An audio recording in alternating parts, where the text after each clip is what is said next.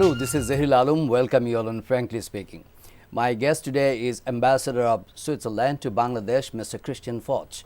Christian Pothe have been working in Bangladesh from 2014, and Bangladesh is one of the priority countries for Switzerland in terms of development cooperation, and Switzerland is working actively in the fields of many fields virtually, namely in poverty reduction, local governance, improving climate change, and disaster prevention efforts and management also. Swiss government have been working with Bangladesh very actively. So we welcome Ambassador Christian Pothe on Frankly Speaking to discuss about the state of our bilateral relations. So we welcome Christian Pothe, Ambassador of Switzerland to Bangladesh. Good morning. Welcome. Thank you for the invitation. I know that you have a very checkered diplomatic career. You worked in many capacities in different countries. You worked in Slovakia as Ambassador of Switzerland, and you have been working in Bangladesh from 2014, since February 2014. So you have already worked for 2 years in Bangladesh. So tell me briefly about your working experience so far in Bangladesh related to improving relations with Switzerland and Bangladesh. I would like to start with my personal impression about Bangladesh. Yeah. I felt when I arrived immediately welcome by Bangladesh, by the government and by the people of Bangladesh. A very hearty welcome, and this was a good experience. I traveled a lot throughout the country.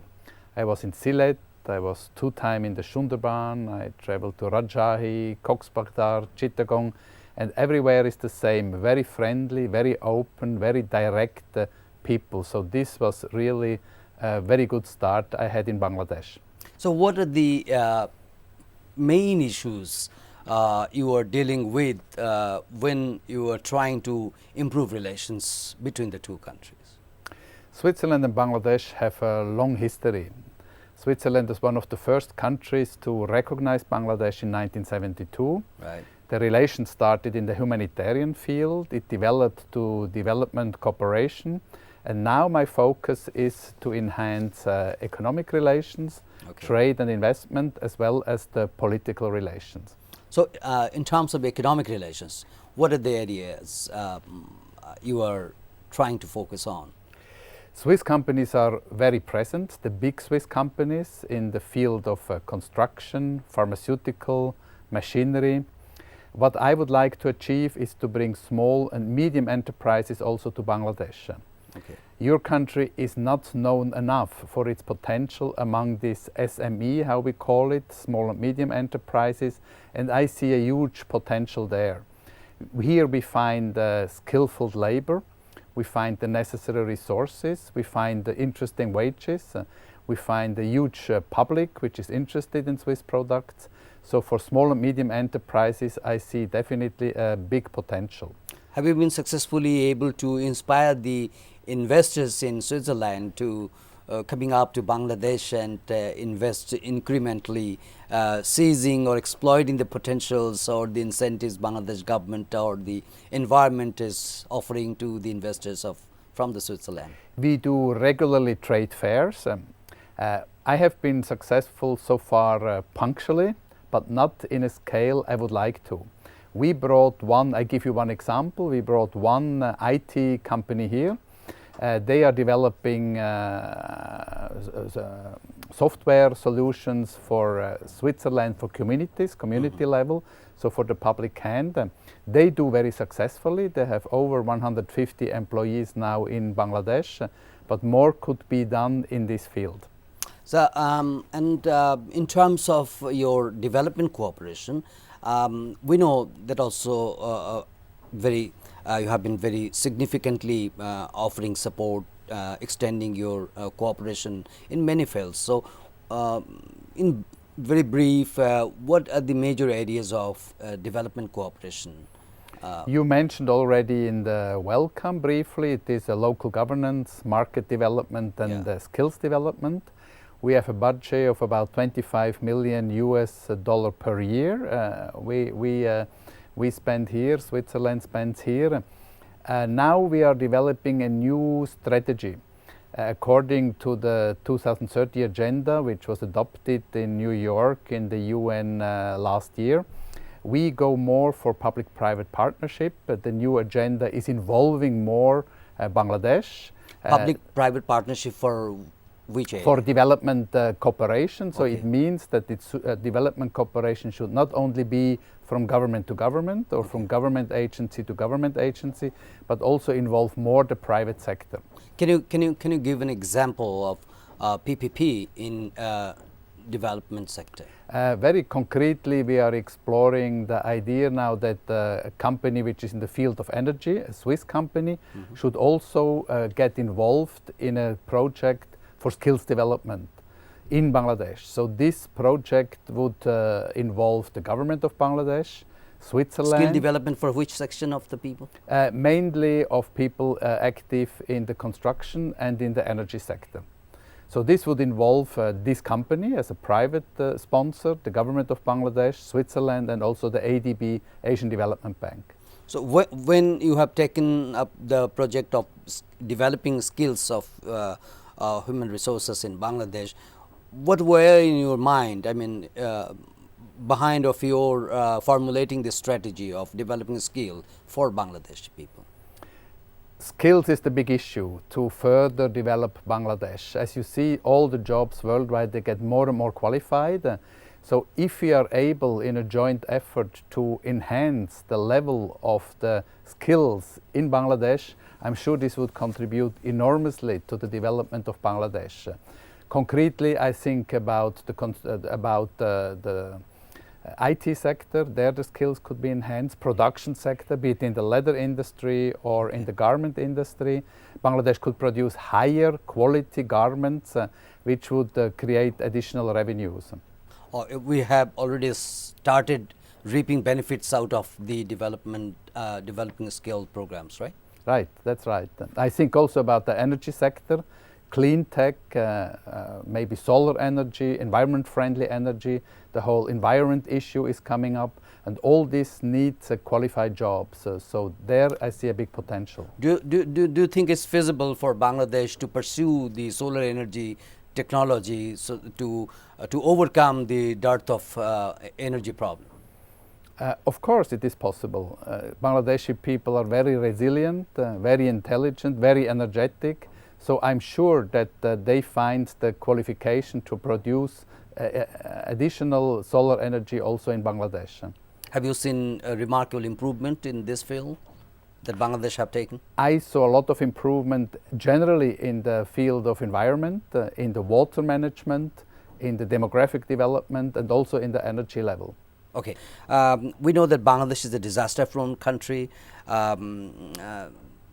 I mean, periodically we have been hit by the natural disasters. So is there any program which by which you are dealing with or supporting Bangladesh to improve its capacity in terms of countering disasters?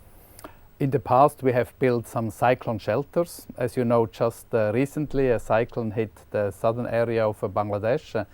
So some shelters are already built. Switzerland is always ready to cooperate in the field of humanitarian disaster in the future. Now in this concrete past cyclone, it was not necessary. You have a program like disaster risk reduction. What does it mean? I mean, how to reduce the risk of disaster? I mean, through this program or projects, what you are doing? I would like to mention 3 points. So one is raise awareness, to be prepared if a disaster strikes the country. The second is climate change. So we have to fight in a joint effort against the root causes which can create flooding or very strong thunderstorm.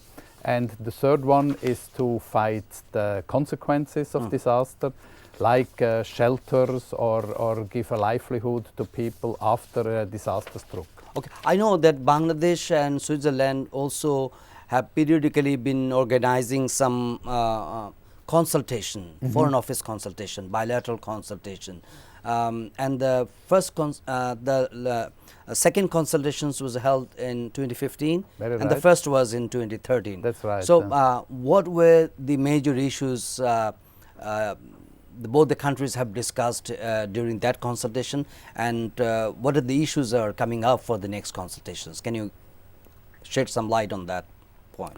One of my goals is to come from development cooperation more to economic relation and political relations. Okay. And the consultations you mentioned are more in the field of politics.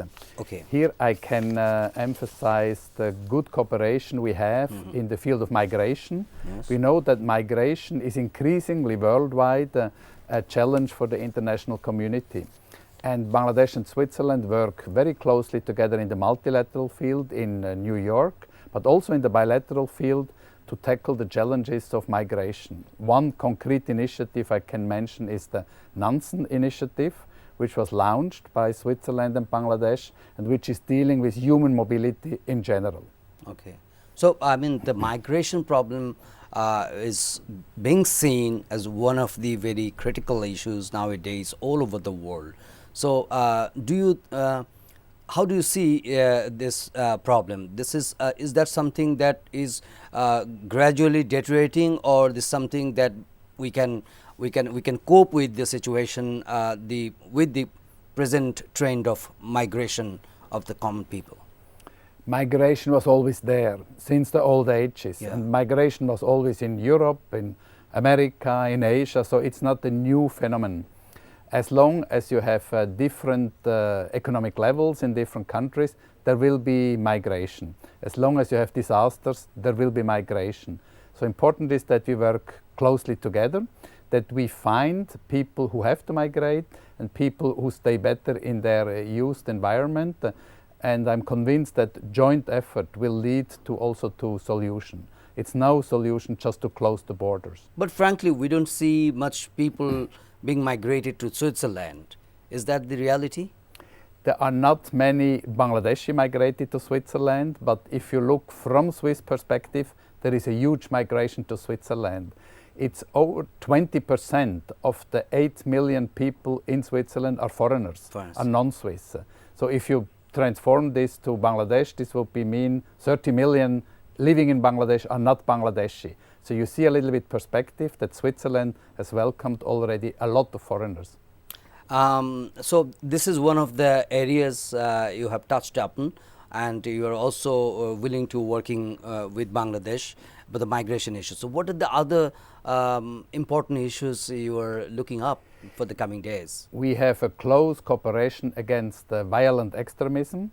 Just 2 months ago, there was a summit on ministerial level, which was attended also by Bangladesh in Geneva, in Switzerland, which was discussing about possibilities to tackle violent extremism. Okay. It comes partly out of poverty, it comes out of isolation. So this can be an issue which can be approached on the political level, not only by Bangladesh and Switzerland, but on the multilateral level, involving as many countries as possible. What do you mean by isolation? I mean, the reasons behind for rising violent extremism in different areas of the world. If people are deprived of any hope to have a decent life, if they are not able to join the community, if they feel to be isolated and see no future, I think this is a ground to promote violent extremism. So, and we are all against violent extremism. And what's your assessment about the situation in Bangladesh? Bangladesh is economically a very prosperous country. It's really a growing economy. We all know that there were some recent incidents, and I'm convinced that with joint efforts, security and stability, which is a high priority for the people, can be tackled.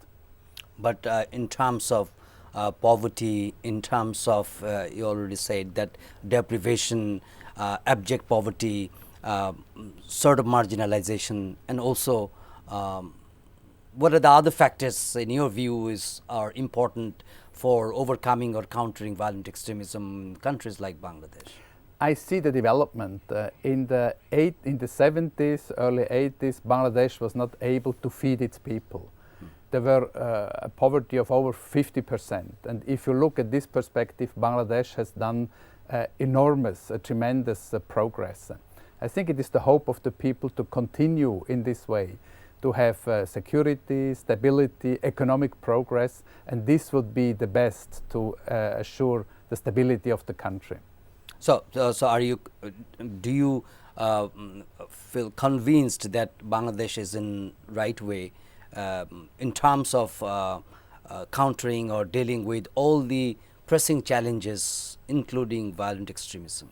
I'm sure that Bangladesh is on the right way in cooperation with its neighbor and with the international community. We all know about Switzerland, this country of peace, this is country of tranquility, and people all over the world are looking at Switzerland about its development, its progress, its prosperity. Taking into account your experience in terms of democracy, in terms of freedom of expression, in terms of freedom of assembly, how you see the situation in Bangladesh after experiencing in your tenure for 2 years? Switzerland is a direct democracy, and for direct democracy it is extremely important to have freedom of expression, free electronic media, free press.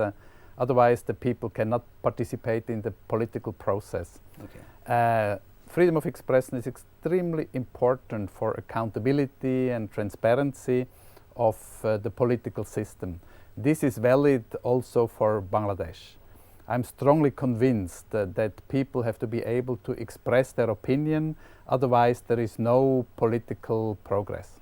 And in terms of democracy, political space, political activity in Bangladesh, and also the elections in 2014, which was held in January 5th, and soon after the elections you arrived in Bangladesh. So what improvement, what progress you have, Bangladesh have made so far in your view?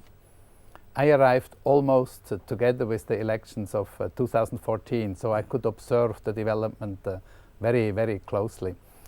Well, I'm really convinced that people want to participate in the political progress, and it is only possible to participate if they have reliable information, if they have a variety of possibility of channels, of newspapers, of sources to get the political information, and if they can know that transparency and accountability is assured. So in this sense, I see that the freedom of expression is sometimes challenged in Bangladesh, but it is still on the way that the people can form up their opinion. We're almost to end our program. So what will be or what are the top priorities from your side as an ambassador you will try to accomplish during your tenure? What are the other rest? I would be very happy in the future also to speak frankly about the situation in Bangladesh, as we do it now in your program. Okay. I will have more time, maybe 1 or 2 years as ambassador here in Bangladesh. I would like to make Bangladesh better known in Switzerland. Bangladesh, for its potential, for its advantages, for its richness, is still too little known in Switzerland. This is one of my priorities. The second priority is to further enhance the presence of Swiss companies, of Swiss investment in Bangladesh, to enhance the economic exchange. Bangladesh is one of the few countries which has a positive trade balance with Switzerland. So Bangladesh is exporting more to Switzerland than Switzerland to Bangladesh. I would like to change this a little bit, so to promote Swiss exports to Bangladesh. And personally, I would like to do one more or few more trips to discover parts of Bangladesh I haven't seen yet, because I like the green countryside as much as I like the city capital, Dhaka. By this time, over the last 2 years, and definitely in the coming years, you will be traveling more and to see Bangladesh, definitely. But very frankly, what is the degree of knowledge of Swiss nationals about Bangladesh? How far they were aware about this country, about the progress, about the challenges, about the realities in Bangladesh? Very frankly, all the countries, all the people know most about their neighbors. And Switzerland and Bangladesh are not neighbors. So Swiss people still know too little about Bangladesh. And I think this is a task of the embassy to make Bangladesh better known. If we speak about Asia in Switzerland, Swiss people think about China or India or Southeast Asia, but they think very little about Bangladesh. And this I would like to change. And definitely Bangladeshi people, at least the affluent people, are willing to visit Switzerland. So what is the trend of awarding visa to the Bangladeshi nationals for visiting Switzerland? Switzerland is very popular. There is a lot of cliché which is known, like the mountains or chocolate or watches. So I welcome to have more visitors to come to Switzerland. For the visa, Switzerland is a part of the Schengen system, so we apply the Schengen rules like all the other European countries which issue Schengen visa. Is there any space for working visa for Bangladeshi nationals in Switzerland? To be frankly, it's very difficult for working visa. It's very difficult. You need a specific qualification which you cannot find in Switzerland to get a working visa. So very frankly, it is difficult to find a job. Honorable Ambassador, very last question is, you have a very long career in diplomatic assignments. You worked for President of Switzerland as his political diplomatic advisor, worked for your collaborator in different areas. You work for ICRC, ambassador as Slovakia from Switzerland. So, in your view, where the true potential lies for Bangladesh for moving ahead to overcome the pressing challenges for development and also in other areas? I have a career of over 30 years, including International Red Cross and diplomatic service. I had two highlights in my professional career so far. One was, as you mentioned, to work for the President of Switzerland as his personal advisor, and the other one... In first time in 1993 and second time in 2000. Right. Yeah. And the second highlight is is to be ambassador in Bangladesh. You ask me what is the main element for Bangladesh to further develop and make progress. So it is the people of Bangladesh. It's the resilience, the wit, the intelligence, and the energy of the people I feel here. And so it's the people which will bring Bangladesh further on. Is it mere rhetoric or really that everybody, I believe in you, but everybody is talking about Bangladesh is population dividend, as human resources, but the way they are moving, the pace of movement, is that satisfactory to reach or to become a middle income country or to become one of the top economies of the world, as World Bank or IMF or Goldman Sachs or Price Waterhouse? Everybody is talking about good Bangladesh, but I mean, the way we are moving in terms of developing human resources, is that satisfactory? It is satisfactory by view. Of course, the demographic dividend is the basis. You need, as we mentioned, you need the skills, you need the good organization, but the direction is the right one. I'm strongly convinced. Thank you so much. Thank you for inviting Fitch, me. Honorable Ambassador of Switzerland to Bangladesh. Thank you so much. Dear viewers, we thank you indeed for watching this episode of Frankly Speaking. My guest was Christian Foch, Honorable Ambassador of Switzerland to Bangladesh. We invite you to watch our next episode. Until then, to take care and goodbye.